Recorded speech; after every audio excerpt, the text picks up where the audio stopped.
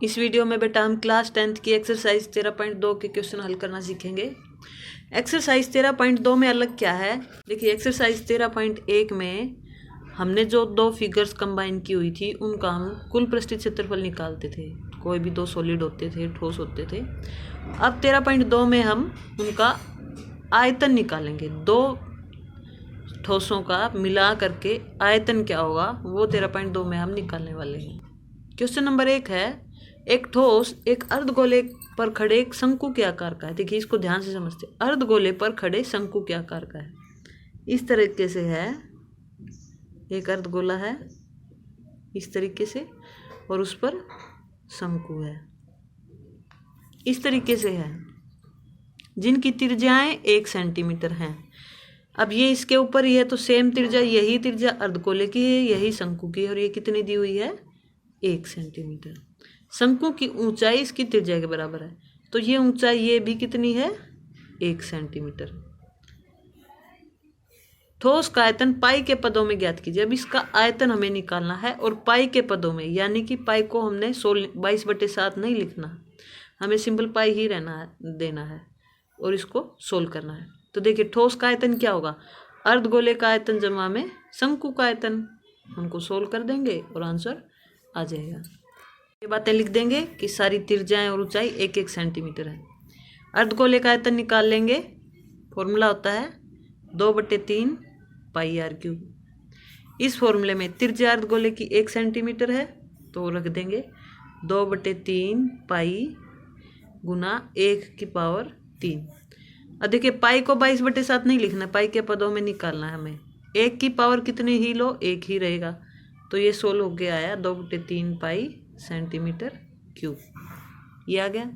शंकु का आयतन फॉर्मूला लगा देंगे 1/3 पाई आर स्क्वायर एच। फॉर्मूले आपको लर्न होने चाहिए अच्छे से।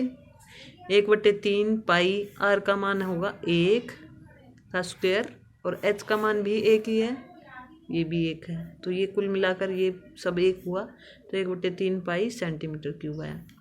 दोनों का आयतन आ गया तो ठोस का आयतन, इस पूरे ठोस का आयतन क्या होगा इन दोनों का जोड़, यानी कि ये निकल कर आया है 2/3 पाई जमा में 1/3 पाई सेंटीमीटर क्यूब। इसको सोल्व कर लेंगे। पाई कॉमन आ रहा है इसमें, अंदर बचा 2/3 जमा 1/3। इसको सोल्व किया, पाई कॉमन है और ये 3 एलसीएम आ गया, पर आया 2 जमा 1 सेंटीमीटर क्यूब। तो ये आया बेटा पाई गुना 3/3, ये कट के आ गया पाई सेंटीमीटर क्यूब। तो ठोस का आयतन आया पाई सेंटीमीटर क्यूब। सेकंड क्वेश्चन है, एक इंजीनियरिंग के विद्यार्थी रचेल से एक पतली एल्यूमिनियम की शीट का प्रयोग करते हुए एक मॉडल बनाने को कहा गया। विद्यार्थी को मॉडल बनाना है, ऐसा मॉडल बनाना है कि वो बेलन के आकार का हो। एक बेलनाकार मॉडल है जिसके दोनों सिरों पर 2 शंकु जुड़े हुए हों। एक बेलनाकार मॉडल है इस प्रकार से और उस पर शंकु जुड़े हुए। फिगर ध्यान से बनाएंगे तो क्वेश्चन अच्छे से समझ आ जाएगा। फिगर बिल्कुल सही होना चाहिए। इधर शंकु दोनों तरफ हमने जोड़ दिए। मॉडल का व्यास 3 सेंटीमीटर है। व्यास ये होगा बेटा पूरा, क्योंकि यही है गोलाकार हिस्सा इस मॉडल का। तो ये व्यास कितना दिया हुआ है पूरा का पूरा 3 सेंटीमीटर। इसकी लंबाई 12 सेंटीमीटर, इस पूरे मॉडल की लंबाई 12 सेंटीमीटर दी हुई है और प्रत्येक शंकु की ऊंचाई 2-2 सेंटीमीटर है। इधर भी ये भी 2 सेंटीमीटर है और ये भी 2 सेंटीमीटर, दोनों ही ऊंचाइयां सेम है। प्रत्येक इस मॉडल में अंतरिक्ष हवा का आयतन ज्ञात कीजिए। तो अंतरिक्ष हवा का आयतन यानी कि इस मॉडल का आयतन, मॉडल का आयतन कैसे निकलेगा, बेलन का आयतन जमा में 2 शंकुओं का आयतन। बेलन का आयतन निकाल लेंगे, शंकु का आयतन निकालेंगे, फिर उनको जोड़ देंगे। पहले हम लिख लेते हैं क्या क्या दिया हुआ है, उसके बाद आगे हल करेंगे। लिख लिया, मॉडल का व्यास 3 सेंटीमीटर था तो बेलन का व्यास भी यही होगा क्योंकि यही सेम है। तो त्रिज्या होगी 3/2 सेंटीमीटर, आधा हो जाता है। और मॉडल की लंबाई 12 सेंटीमीटर और प्रत्येक शंकु की ऊंचाई 2-2 सेंटीमीटर है। तो बेलन की ऊंचाई कितनी होगी, देखिए टोटल 12 में से ये 2 और ये 2 माइनस कर देंगे। 12 - 2 - 2 यानी कि 8 सेंटीमीटर बेलन की ऊंचाई है। शंकु की त्रिज्या भी वही है जो बेलन की त्रिज्या थी, यानी कि 3/2 सेंटीमीटर। इस तरीके से आ गया। अब हमें इसमें हवा का आयतन निकालना है, तो हमें क्या करना है, बेलन का आयतन जमा में 2 शंकुओं का आयतन। बारी बारी से पहले इनका आयतन निकाल लेंगे, फिर उनको जोड़ देंगे। देखिए बेलन का आयतन πr²h, फॉर्मूला लगा दिया। पाई को भी पड़ा रहने देंगे, बाद में लास्ट में सोल्व कर लेंगे, क्योंकि खाली बेलन का हमसे नहीं पूछा है। कैलकुलेशन में इजी हो जाता है बेटा, लास्ट में सोल्व करते हैं इसको। r² बेलन की त्रिज्या लिखी हुई है हमने 3/2 गुना 3/2, क्योंकि स्क्वायर है। h बेलन की ऊंचाई 8 है, ये भी गुना कर दिया, ये काट देंगे। 18 पाई सेंटीमीटर क्यूब। अब शंकु का आयतन भी निकाल लेंगे। शंकु का आयतन होगा 1/3 पाई r²h, यानी 1/3 पाई r। शंकु की त्रिज्या भी 3/2 ही थी, 3/2 गुना 3/2, और h शंकु की ऊंचाई थी 2, कट गया।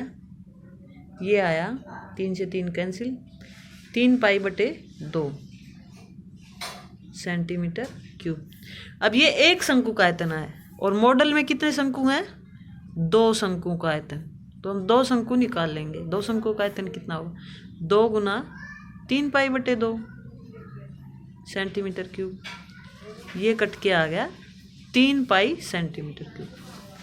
2 शंकुओं का आयतन आ चुका है और बेलन का आयतन आ चुका है। तो मॉडल में अंतर्विष्ट हवा का आयतन क्या होगा, मॉडल का आयतन।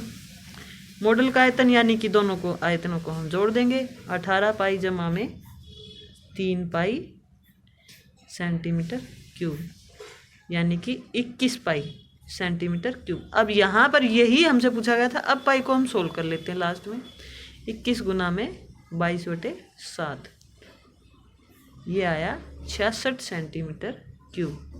तो हवा का आयतन आया 66 सेंटीमीटर क्यूब। पाई को हम लास्ट में सोल्व करेंगे ताकि कैलकुलेशन वर्क हमारा इजी हो जाए बेटा। नंबर 3 है, एक गुलाब जामुन में उसके आयतन की 30% चाशनी होती है बेटा, चीनी की चाशनी। 45 गुलाब जामुन में कितनी चाशनी होगी। यदि गुलाब जामुन की शेप बताइए बेटा। गुलाब जामुन एक बेलन के आकार का है, एक बेलन के आकार का गुलाब जामुन है, और उसके दोनों सिरे अर्धगोलाकार हैं। यहाँ पर अर्धगोला यानी इधर से भी गोलाकार और इधर से भी गोलाकार, तथा इसकी लंबाई 5 सेंटीमीटर है। ये गोले इसकी गुलाब जामुन की लंबाई 5 सेंटीमीटर पूरी की पूरी दी हुई, और व्यास 2.8 है, यानी कि ये व्यास ये कितना दिया हुआ है, 2.8 सेंटीमीटर। देखिए 2.8 सेंटीमीटर व्यास है, तो त्रिज्या हुई इसकी आधी कर देंगे, यानी 1.4। तो 1.4 यहाँ से यहाँ तक ये त्रिज्या होगी, और यहाँ से यहाँ तक ये भी त्रिज्या होगी। 1.4 और 1.4 इतना हिस्सा ये है। तो हम यहाँ से बेलन की ऊंचाई निकाल सकते हैं। 5 सेंटीमीटर में से वो दोनों घटा देंगे, तो बेलन की ऊंचाई बेलन की त्रिज्या पता है, तो बेलन का आयतन आ जाएगा। अर्धगोलों का आयतन तो पता ही है, त्रिज्या से निकाल लेंगे। सबको जोड़ देंगे तो गुलाब जामुन का आयतन आ जाएगा। गुलाब जामुन का आयतन आने के बाद 45 गुलाब जामुनों का आयतन निकाल सकते हैं, और फिर हम 30% चाशनी भी निकाल सकते हैं। इस तरीके से स्टेप बाय स्टेप इस क्वेश्चन को सोल्व करेंगे। ये सब बातें हम लिख लेंगे बेटा। गुलाब जामुन का व्यास है 2.8 सेंटीमीटर, तो अर्धगोले का व्यास भी वही हुआ, और वही बेलन का व्यास हुआ। देखिए अर्धगोले की त्रिज्या हुई इसकी आधी, 2.8/2, व्यास की आधी कर दी 1.4 सेंटीमीटर।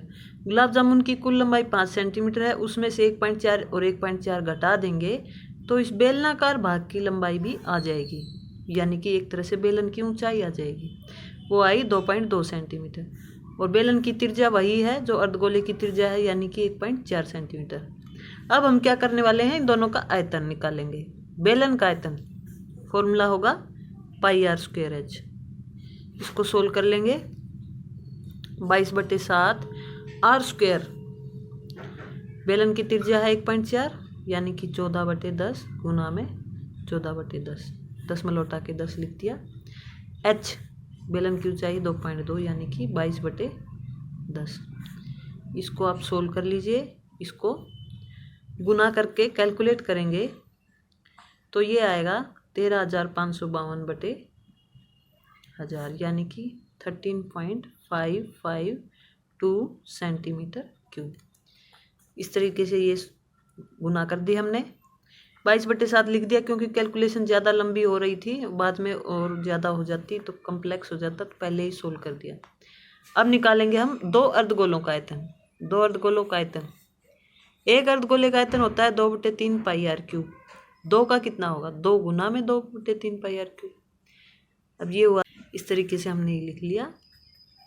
कैंसिल कर देंगे, जो कैंसिल होता है 7 दूनी 14, और इसको गुना करके भाग करके सब कुछ टोटल करके ये आएगा 11.498 सेंटीमीटर क्यूब। इसलिए गुलाब जामुन का आयतन लिख देंगे, इन दोनों को हम जोड़ देंगे बेटा।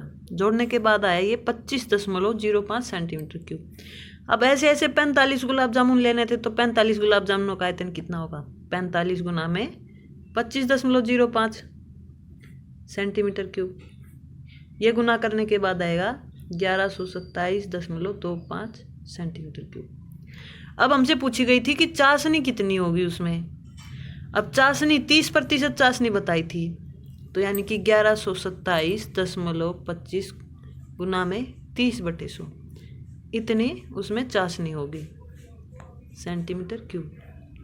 इसको आप हल कर लीजिए, गुना भाग करके सोल्व करेंगे इसको, तो ये आंसर आएगा 338.17 सेंटीमीटर क्यूब। थोड़ा सा लेंथी क्वेश्चन है बस बेटा ये, बाकी इसको समझ गए होंगे आप।